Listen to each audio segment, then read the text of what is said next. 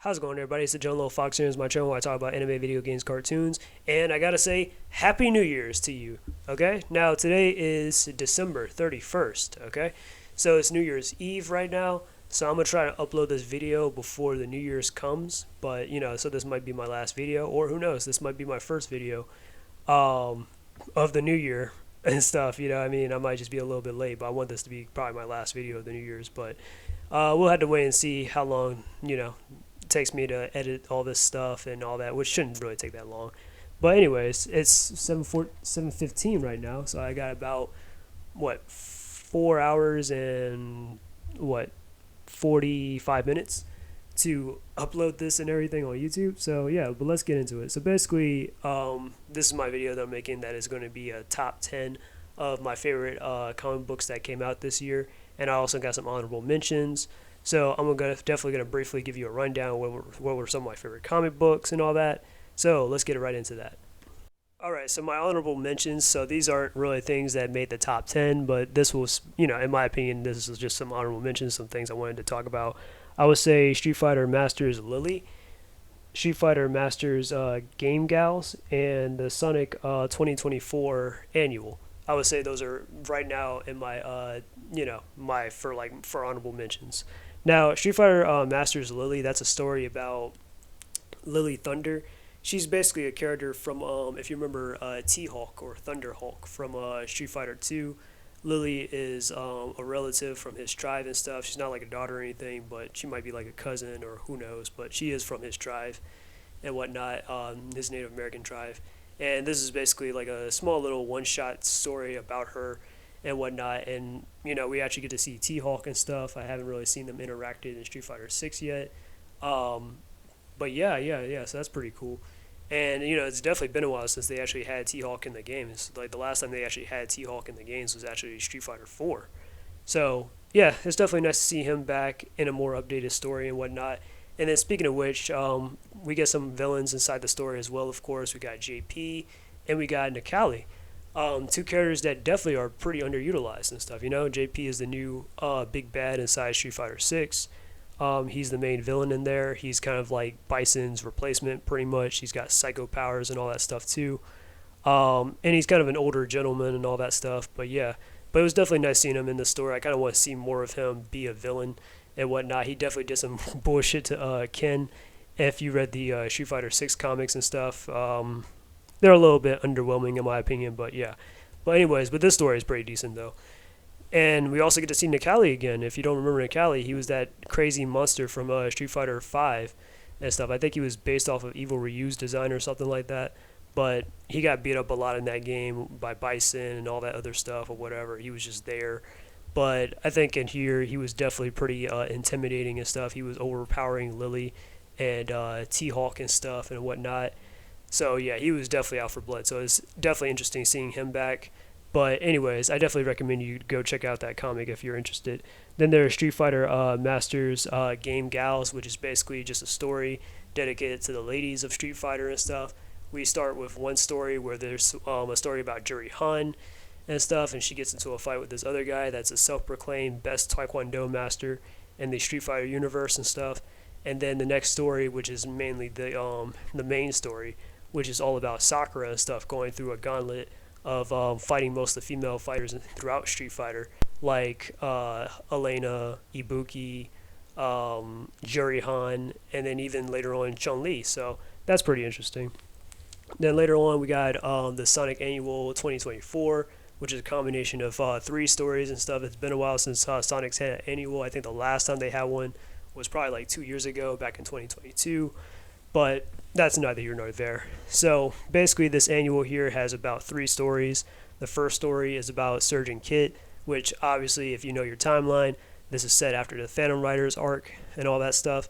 Even though the Phantom Riders arc was kind of coming out around this time, but hey, we at least get to see that Surgeon Kit are good and stuff, and they seem to be somewhat kind of like anti-heroes trying to do the right thing, but they still plan to get rid of Sonic and his friends at some point or another. But yeah, but obviously they turned on Clutch, so we kind of saw that one here.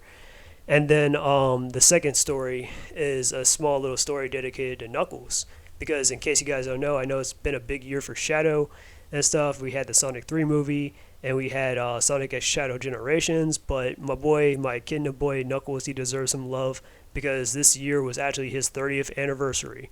Yep, that's right. So pretty much, yeah, we have this comic, which I think is supposed to be kind of a celebration of Knuckles, and then we also got, which I'll talk about later in this video, where Knuckles does get a dedicated comic about his 30th anniversary and stuff. But this is just mainly about him on Angel Island and stuff, and just thinking about his friends and whatnot. And then nothing too much to talk about. And then another big, one of the biggest stories in this annual was definitely the last one, where we actually get to see Mimic's point of view of things and his whole upbringing and his story and whatnot, which is a lot more interesting than what I originally had thought and stuff. You know, he turned against the Diamond Cutters, obviously what led up to that and everything, and just yeah, and it's definitely pretty serious and stuff. And at one point, he almost stabs Whisper in the head and stuff, which is crazy. I'm like, wow, that is so wild. But yeah, yeah. So that's pretty much the Sonic Annual, and these are my honorable mentions for the best comics of 2024. And again, this is just my opinion. All right, coming in at number 10, I have the 30th Knuckles Anniversary Special. So I know IDW has definitely been celebrating the 30th anniversary of some of these classic characters and stuff, or of obviously the main characters. We have at first, of course, Sonic, then later we had Tails, then the year before we had Amy, and now currently we have Knuckles and stuff, where we're celebrating these characters' 30th anniversary and stuff, since, you know, they debuted it like back in 91, 92, 93, and 94. So yeah, but basically this is an interesting comic. This comic, it really doesn't have like any kind of antagonist or anything. It's more of a character-driven story where it's about Knuckles and the character from Sonic Superstars, Trip, the Sun Gazer.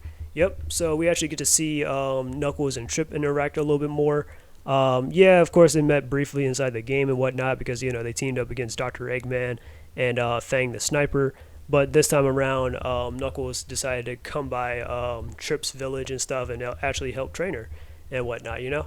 So it's a pretty nice story and stuff. We get to see some flashbacks of like Knuckles and stuff, of him mentoring Tails and Amy and whatnot. And he's also trying to do the same to Trip and all that. And Trip starts to admire Knuckles a little bit more. And Knuckles, you know what I mean? So they have a pretty good moment and stuff, you know? And it's funny too because Ken Penders, you know, the classic Knuckles writer and stuff, Ken Penders was actually complaining about how Trip's family and stuff, or how some of her villagers look like NPCs or whatever, and he's like, oh, well, I don't want to hear this whole, oh, well, my echidna characters look like Knuckles NPCs or whatever, even though I have to change the attire and all that and blah, blah, blah. It's dumb. But that's neither here nor there. Then coming at number 9, I have Final Fight. Yep, that's right. Final Fight actually has a bit of a little bit of a mini comic book run right now. It's not completed yet, and currently is on issue 2 as far as I'm aware.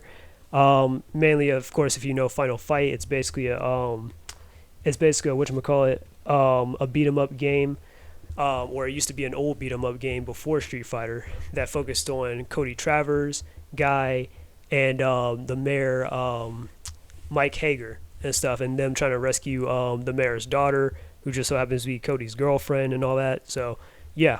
So pretty much this is basically just a comic book adaptation of the classic Final Fight game, pretty much, you know, which, you know, is a kind of a prequel to Street Fighter because, you know, Guy and Cody had, you know, became a part of the rosters and stuff of like Street Fighter Alpha, and then later on the main rosters of Street Fighter and stuff like Street Fighter 4, Street Fighter 5, and all that. So yeah, so definitely an interesting comic book. But yeah, then coming up next, coming at number 7, I actually have the main series of Sonic comics and stuff, which mostly is the Phantom Rider art. Yep, you're probably surprised, you know, even though I'm a huge Sonic fan, most notably. So it's probably a shock to you knowing me and this channel and stuff and how much of a huge Sonic fan I am that I'm putting the main series of Sonic comics on the back burner here by giving it the number 7 placement. But so far, mostly throughout this year, and I wouldn't say I've been disappointed, but I do like the Phantom Rider arc. It's definitely pretty interesting and stuff. It's definitely given some characters some really finer moments and stuff to shine. Some a little bit less than others. You know, I'm looking at you, Lano Lin. But definitely some characters like one of the recent issues with Charmy and stuff. That was a really good showing of Charmy and stuff. And I'm not gonna lie to you, I've never really been a huge fan of Charmy in particular. But I gotta say, this story though, definitely, I gotta say, yeah, he was definitely kind of nice in that story and whatnot. And then Jewel and stuff, she was definitely throwing around her weight and stuff, I can't even speak, rivaling Clutch and all that stuff. That was pretty nice. Where she was like, kind of like, oh, okay, well, we're business partners for right now, but Jewel was like keeping a close eye on Clutch and was like, yeah, you're not gonna pull the wool over me and all that stuff. I know what you've been up to, and I know you're about your shady practices and all that stuff. And then of course, we had Sonic and stuff, who was masquerading as the Phantom Rider and stuff, like a Racer X kind of thing, and him kind of trolling everybody on like the racers like Jet and Leno Lynn, Tango, Whisper, and all of them and whatnot, to kind of keep them like a little bit busy or stall them, while Tails and Amy, and Belle as well, while they look into what Clutch has been up to and stuff. So yeah, and it was all done by Evan Stanley and whatnot. Definitely some good artwork and everything. But yeah, so that's pretty much it. But that's been mostly the stories throughout this year as far as the Sonic comics go. The only thing I'm kind of a little disappointed in as far as Sonic comics go is like I kind of wish they would go back to like kind of releasing the main comics and then releasing like a side comic at the same time, kind of like what they did with Scrapnik Island, where they still had the main series, but then they also had like a side story as well, kind of going along. Because earlier this year they started off with Fang the Hunter and stuff with that comic and whatnot, which I thought was all right. But they started off this year, and then which is more of a side comic, not the main line comic and stuff. So yeah, so they kind of like finished up Fang and then went back to just doing the main comics and stuff basically, or like but I kind of also wish they went back to like how they were doing things like with when they were doing like Tangle and Whisper and stuff. Like they did that little mini series or mini story of Tangle and Whisper, and we still had the main line of Sonic comics and all that. So yeah, I'm just saying I wish we can kind of get back to that kind of pacing, but that's just me though.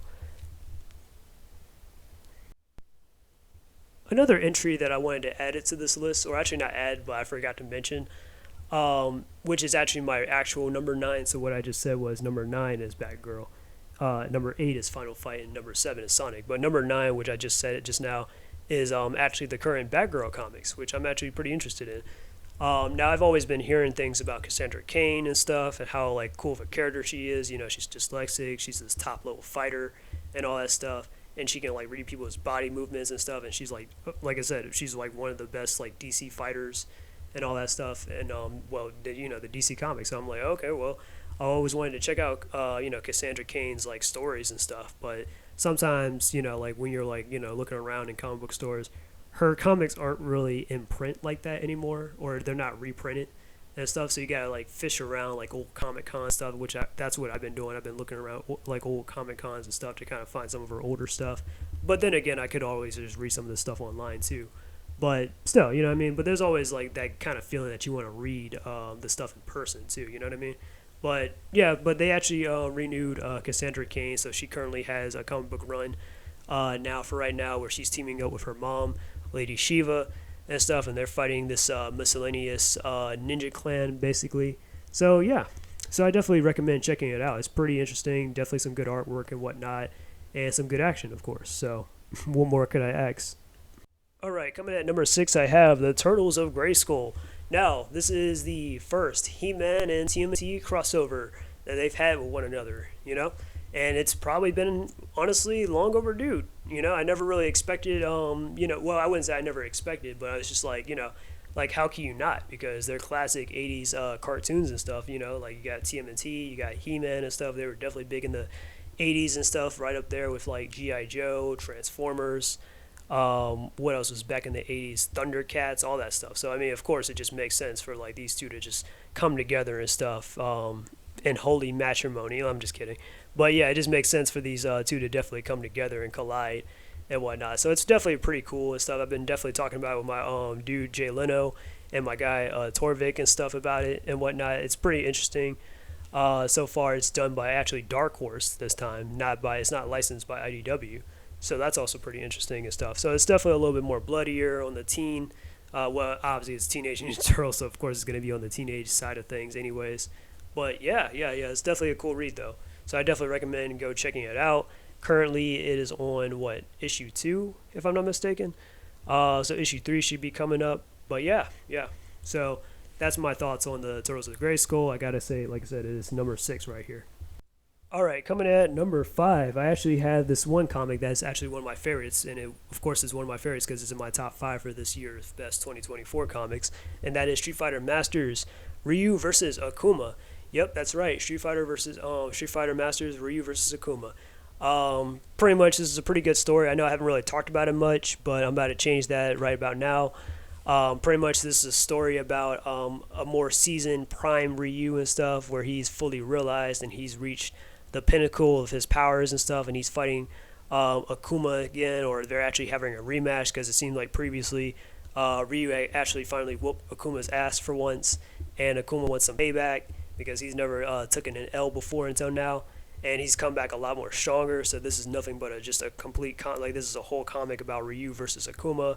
First, it starts off with like Ryu fighting with his power of nothingness or whatever, the balance that he found between the Satsumi no Hado, his evil form, and his power of nothingness and all that crap. And then it just turned from him just like, he just said, fuck it, I'm going to just go straight up evil and stuff, you know what I mean? Kage and all that crap from Street Fighter V, yeah, versus Akuma. So definitely it's a good read. And then towards the end, we get this scene with Ryu and Goken and stuff, Akuma's older brother, Ryu's adopted dad and stuff. So it's pretty nice. All right. Then coming at number 4, I have the Naruto and TMNT crossover. That's right. Yep, the TMNT and Naruto crossover, I would say, is probably number 4. Right now, I know it's on the first issue, but again, I had to put this up there because Naruto and TMNT are both respectively 2 of my favorite franchises. Naruto is like one of my top 5 favorite animes, at least. TMNT is, of course, one of my favorite franchises, and I'm like very knowledgeable about TMNT. I love the characters and whatnot. So, and this is actually probably the first ever like Western anime crossover I've ever ever read. Because I mean, there's not really too much like Western anime crossover. I heard I think Attack on Titan and apparently Justice League had a crossover or something. But still, this is definitely breaking new ground and stuff. And this can definitely open the doors to like other possibilities of like other Western like comics or animations and stuff like that, crossing over with anime itself, as long as they just don't get a little bit too crazy or hectic, then that's just fine. But this is definitely a pretty cool story. Obviously, I have my grievances with making April O'Neil black for the umpteenth time, of course, which I'm getting sick and tired of, but I'm just going to push on through it. And then they made Baxter Stockman white again too, which is also pretty dumb. But hey, definitely a good read though. Definitely gives me like classic 80s Turtles, but a little bit more serious kind of vibe, or actually Archie Comics TMNT kind of vibe. And, classic Naruto and stuff, even though I kind of preferred they used the Shippuden versions of the characters because they felt like they were more in their prime and they were also on the same like level, like, going through the same stuff, being teenagers and whatnot, because, Naruto and his friends here are like, between the ages of like 12 and 13, so they're just starting their teenage years, whereas the Turtles are like already 15, but that's neither here nor there. But it's a pretty cool story though, nonetheless, where the Turtles are actually inside the Naruto universe and stuff, so we'll see how that plays out. Then coming at number 3, I have Team Darkstalkers. Yep, that's right, Team Darkstalkers. And honestly, I gotta say, I know I have a lot of entries for like Capcom or Street Fighter based or Street Fighter adjacent stuff on here on this list, but that's what I gotta say, like Udon Entertainment, they need to make a line of Street Fighter, or not even Street Fighter. They had one before Street Fighter, but they need to make a line of like either Street Fighter or Darkstalker comics, in my opinion, versus just make these one shots and stuff, because they definitely have some stories to tell. And this is definitely a pretty cool story where we get this crossover where the Darkstalkers, which, if you don't know, the Darkstalkers in the comics actually share the same universe as the Street Fighters and stuff, which in the games, it's debatable, but let's just pretend like they do. But anyways, in the comics and stuff, the Darkstalkers are trying to save the universe and stuff, so we got some of my characters and stuff, especially with my favorite girl, Felicia and stuff. We got Morgan, we got BB Hood and stuff. Who else we got? We got, John Talabane and all of them and stuff. I think Dimitri might be in the mix, but basically this is a follow-up from the Jeddah Dome comic and stuff, where Jeddah ended up becoming like Shadow Jeddah, basically, and I guess it's just saying fuck all and it's trying to destroy the universe and stuff. But yeah, my girl Felicia comes through with the victory and stuff, or comes through, or not the victory, but at least comes through as the MVP helping out that creepy baby demon that was in Jedha's stage and stuff that's supposed to be like resembling the consciousness of the universe or something like that. So yeah, so that was pretty awesome, you know. So that's my third favorite comic of this year, and then coming in number two, if you guys remember, if you had a good memory, watch one of my old videos. I did a motion comic or a comic book dub of my own, you know, of my own self of the Street Fighter versus Final Fight, which is from Free Comic Book Day, which came out back in May.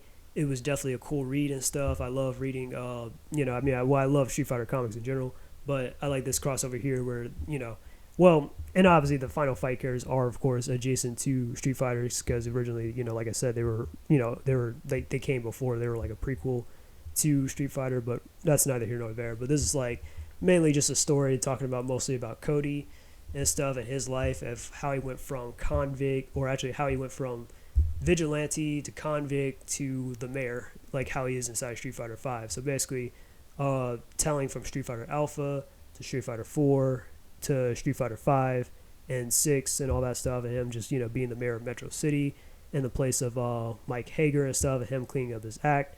I really like that a lot. So definitely a cool read. I definitely recommend you check it out. It's a really cool interpersonal story. And then coming at number one, I have the TMNT Saturday Morning Cartoon. Yep, that's right. I have TMNT Saturday Morning Cartoon as number one. This is the most consistent comic that I've read all year long, pretty much. I mean, if I'm going to be honest with myself, they definitely had a lot of cool stuff that came out of the Saturday Morning Cartoons for right now. This year, like we had the return of Mona Lisa.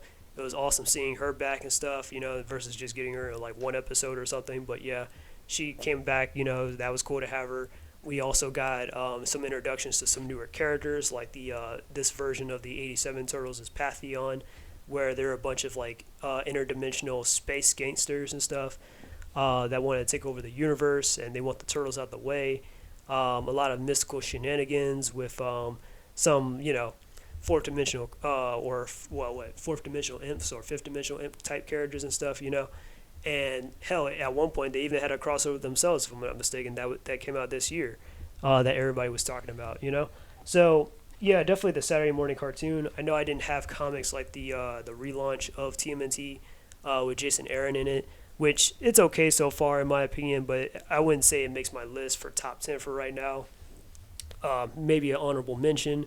And then, of course, The Last Ronin Re-Evolution, which I still have faith in the Last Ronin series and stuff, but I'm not going to lie to you, it's kind of a little bit underwhelming reading Revolution right now with the newer kids. I'm not against it. I like the newer generation and stuff. They're pretty nice. But it's just that, you know, I feel like the story itself just needs a little bit something. Like, they need more of an antagonist. I wish they fleshed out the characters a little bit more. You know, just certain things. So that's why it didn't make this list, okay? But that's my top 10 for best comics of 2024. Again, it's just my opinion. I have some honorable mentions and whatnot that I've already talked about. But tell me down below what you guys think. Did you guys have any favorite comic books that came out this year? But yeah. Anyways, don't forget to like, share, and subscribe. This is John Lowe Fox, and I'm out. Peace, and Happy New Year's, everybody. Stay safe.